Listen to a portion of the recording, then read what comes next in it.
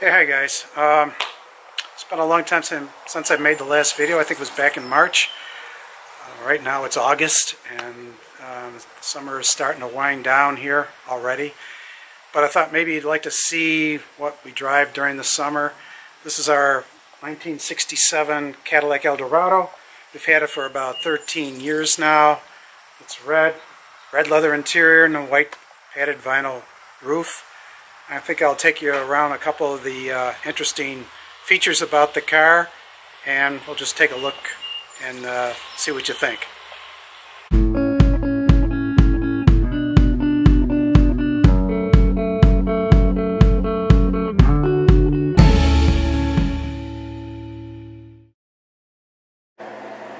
Okay, I brought the car inside my garage, so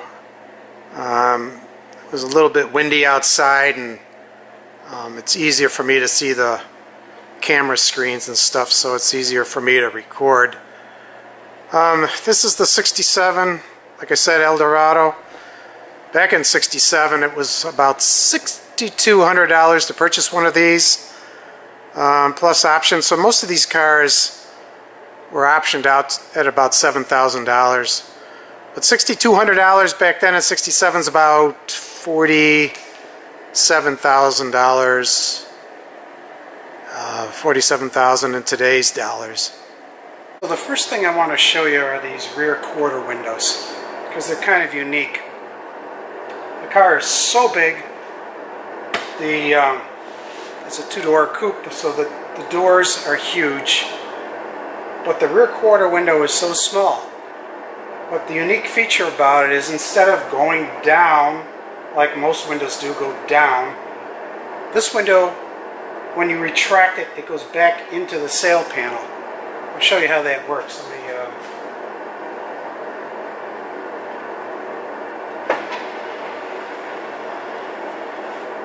okay, there it's retracted fully into the sail panel, and now it comes back. And what's nice about this car too, you don't have the ignition on to operate the power windows. I'll show you in a second here. There's a control right on the door that you can bypass, and then you can operate any of the windows manually. Okay, the controls on the door, the driver's door here, there's a switch here that I move it to the left. It allows me to operate the power windows without having to use the ignition or to turn on the accessories. It bypasses that.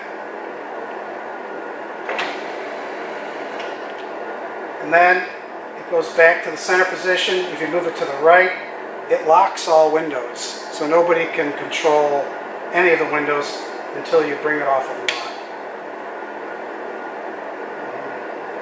The door locks are vacuum operated. I don't know if you can hear it clicking or going up and down. Control on the top here, manual control for your outside mirror. These doors are so big that if you're sitting in the rear of the car, the rear passenger can let themselves out, because there's two door handles on this. This is the rear door handle, so a rear passenger can lift and get out of the car. Now, if the door locks are locked, this is just freewheeling. It doesn't allow, if you're driving, let's say, doesn't allow a rear passenger to be able to just flip up the handle and the door flies open. So once it's released, the power door lock's released, then it goes back to a normal function.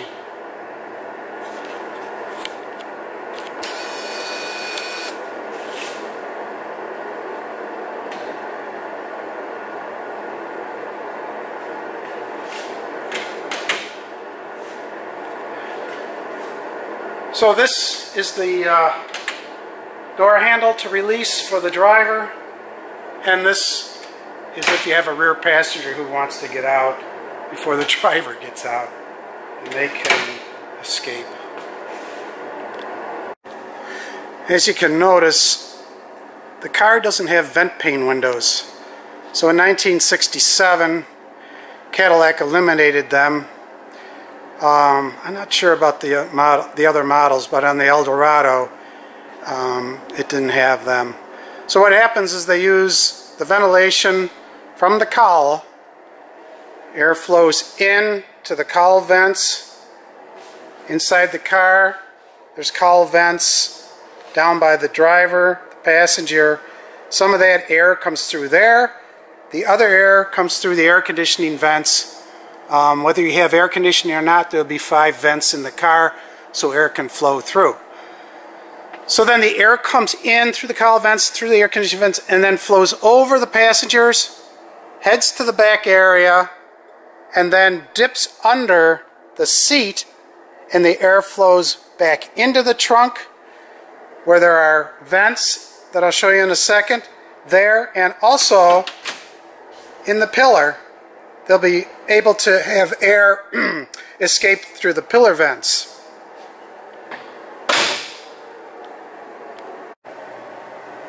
So when the air comes into the trunk area, it exits through these side vents in the rear quarter fenders. So one on each side. So for 1967 they had these 2 vents. I'm not sure what they did in 1968, but I think they eliminated these particular fender vents. I think it was a 1-year only thing. So essentially GM eliminates the vent pane windows and takes another approach for outside air to ventilate through the car. As long as we're back around the trunk area, let me show you the inside of this trunk.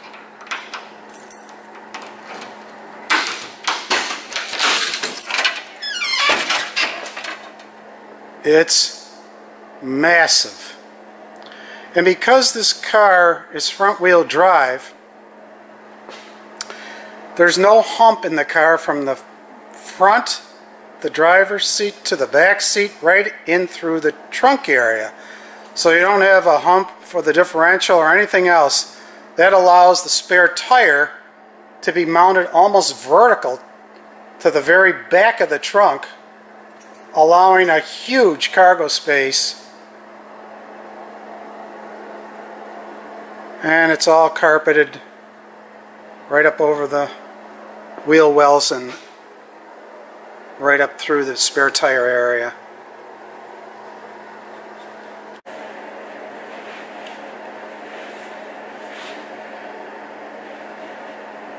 You know, I'm a short guy. I'm only 5'6", but my gosh, I can lay in this trunk and stretch my legs out. That is so cavernous. It's nice and comfortable.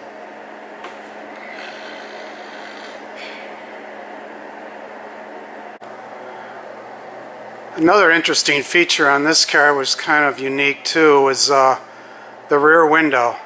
I don't know if I can show this, but it's sort of a wedge shape. Right here is a distinct line going up that actually made the window in the type of a wedge shape, not just your standard flat or slightly curved window. I gotta think it was probably pretty expensive to make, but it's a nice styling cue, and you don't see a window built like that too often. This car is definitely a long car. I think it was 221 inches long. And then I wanted to show you, you know, back in the 60s and 70s, GM had a way of sort of hiding the gas filler. And I always liked their cars because it was always in the middle of the car, so it didn't matter which side of the pump you pulled up to. And now on the Eldorado, it was a flap right at the base of the trunk lid. Flip it up, and there's your filler neck right there. So nice. You know, back in '67 when this car came out, it was quite a departure for the styling for GM. I think it was one of the best styled cars they had ever come out with. And the nice thing about it too, back in, I don't know if you remember, back in the 60s, you could get more than just black, white, or gray.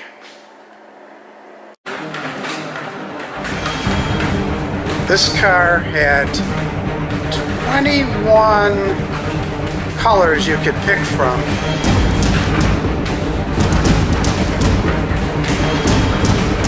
Including 4 or 5 extra cost optional colors. And I think it had 9 different leather color interiors you could pick from, and another 7 or 8 cloth and vinyl type seats that you could choose from. This car has all leather, no vinyl on the seats.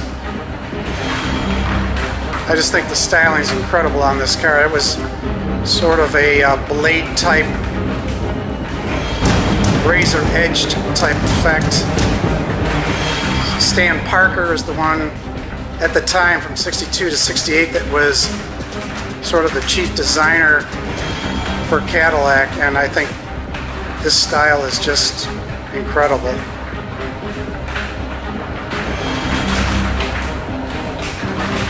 It takes every bit of room on my turntable to swing this car without hitting anything.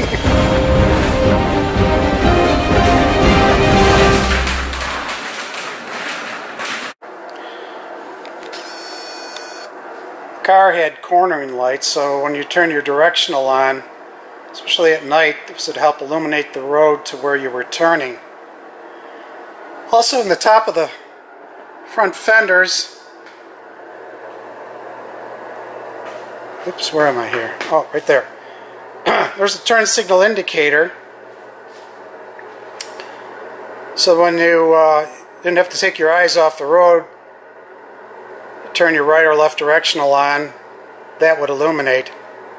The only thing I didn't really care for is that illumination on signal turning is missing on the dashboard, you know, with your green left or right turn signal indicators. This is a shot of the interior. You can see the perforated leather.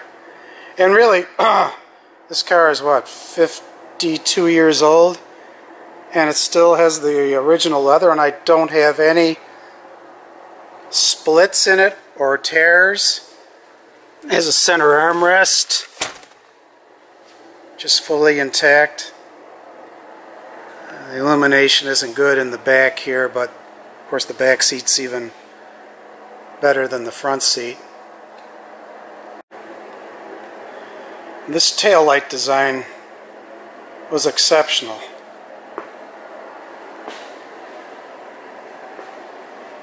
It's so thin, it's like a razor edge, and yet it's delicate with the chrome. You can see an extra bright strip here, the chrome strip coming down, mating up with the bumper. It's a beautiful design. I turn the lights on so you can see how the side panels illuminate also.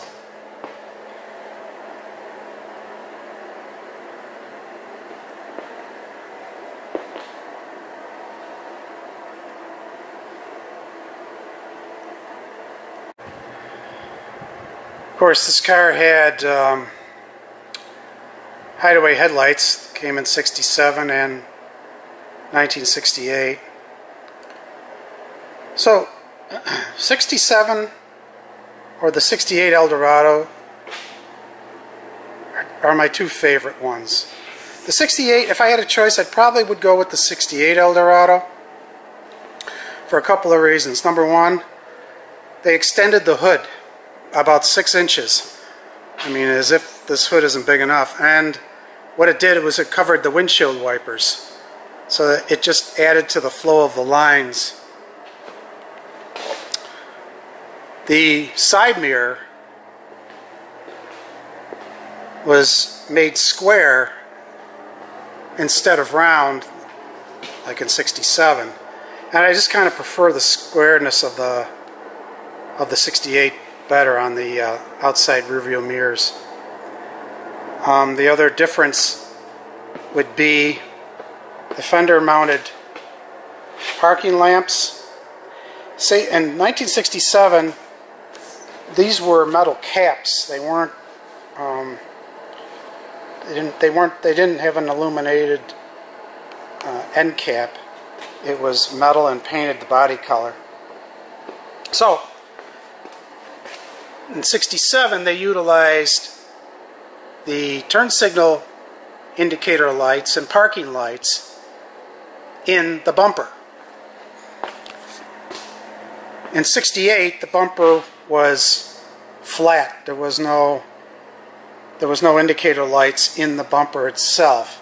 Instead, they utilized these end caps for the illumination. Now, you're probably wondering, well, why do I have both?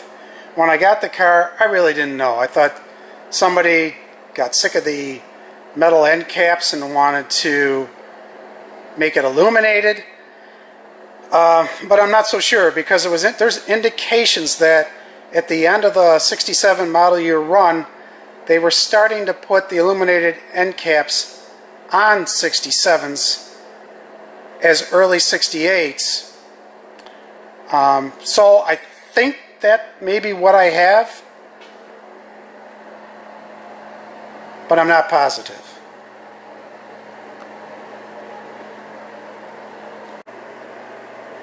The headlight covers in this car are vacuum operated. They're not electrically operated. So the car has to build up vacuum to operate them. I'm going to turn the car on now. I'll open up the headlight covers. Actually, they go down. And one's going to be, I think, slower than the other. And then it'll also, when I turn the headlights on, it'll also show the illumination of the end caps.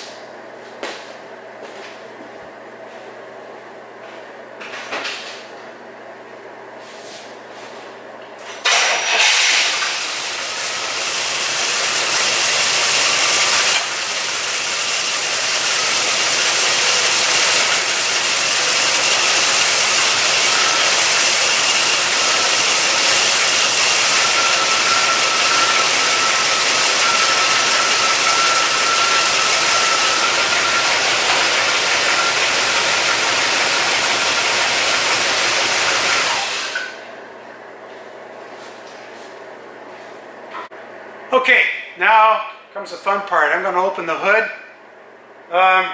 If you buy one of these cars, make sure you're eating your Wheaties, because this is not easy. This hood is big and heavy.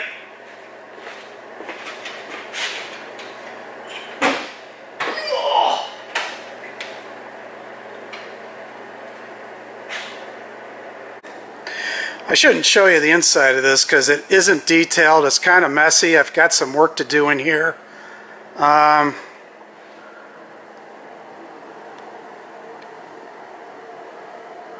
So this is a 429, 340 horsepower V8. You can see the original Frigidaire compressor unit. I still can't believe this still blows cold air after 52 years. The last 13 years, I mean, I haven't done anything. When I got the car, it was ice cold, and they may have recharged it, I don't know. But it's still blowing cold air. This is kind of embarrassing because it's really kind of filthy in here.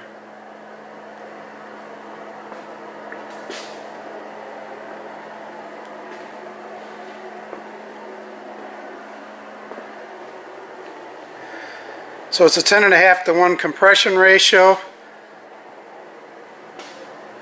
Of course, I use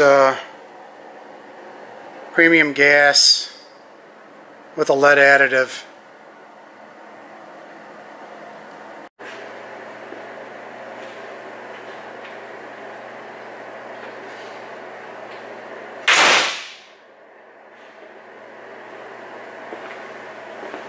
Like I said, this is a 1967, and GM made about 18,000 units when this car came out. It's front-wheel drive, so it doesn't have any coils in the suspension, coil springs in the suspension up front. They use torsion bars so that they had enough room for the front-wheel drive apparatus. The rear suspension, they use 4 shock absorbers, 2 horizontal and 2 vertical, and that stabilizes the rear wheels. It's nice because the floor is perfectly flat in the car from the front all the way back. Maximizes your leg room, seating capacity. It's just a comfortable car to drive. Very smooth on the highway, very responsive. Oh yeah, like I was talking about the features of why I would get a 68 over the 67. In 1968 they came out with the 472 cubic inch V8, and that was 375 horsepower. So you get that extra power. It's kind of neat because you're moving about a 5,000 pound car. Even though the 429 is more than capable, I've driven a 68 and you do notice the difference. But my wife loves red. This car came along. Believe it or not, it spent a lot of its life in a museum in Georgia. It was bought, the owner was a Georgia fire chief. So he drove this car to fires. Now, I'm going to show you something because you're not going to believe it. This will take a second. Hang on.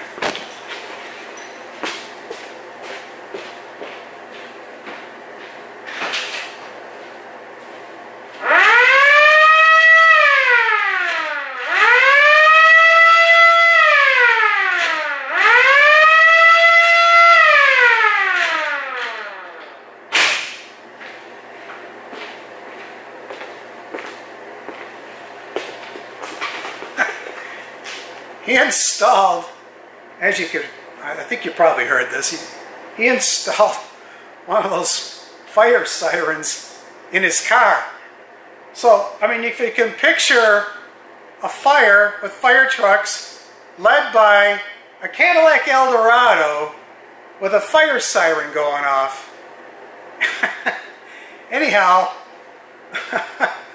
the car ended up in the museum after he was finished with it. I don't know the whole story behind it. And then it passed through, I don't know, 1 or 2 more owners.